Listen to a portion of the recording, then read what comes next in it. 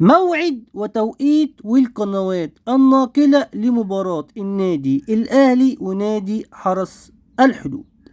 يستعد الفريق الأول بالنادي الأهلي مواجهة حرس الحدود في المباراة المرتقبة والمهمة جدا للنادي الأهلي، التي ستقام يوم الأحد الموافق 4 مايو في تمام الساعة 8 بتوقيت القاهرة، ضمن الجولة الرابعة من مرحلة التتويج بالدوري الممتاز.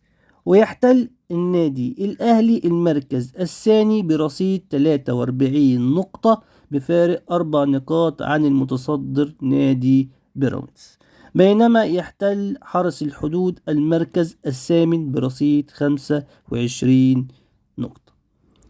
القنوات الناقلة للمباراة: قنوات شبكات قنوات اون سبورت الناقل الحصري لمباراة الدوري الممتاز. وبالتوفيق ان شاء الله للنادي الاهلي. ما تنسوش يا جماعة الاشتراك في قناة محمود الزنفولي، ومستني دعمكم باللايك الجميل، ومستني ارائكم في الكومنتات ما توقعك لنتيجة مباراة النادي الاهلي ونادي حرس الحدود.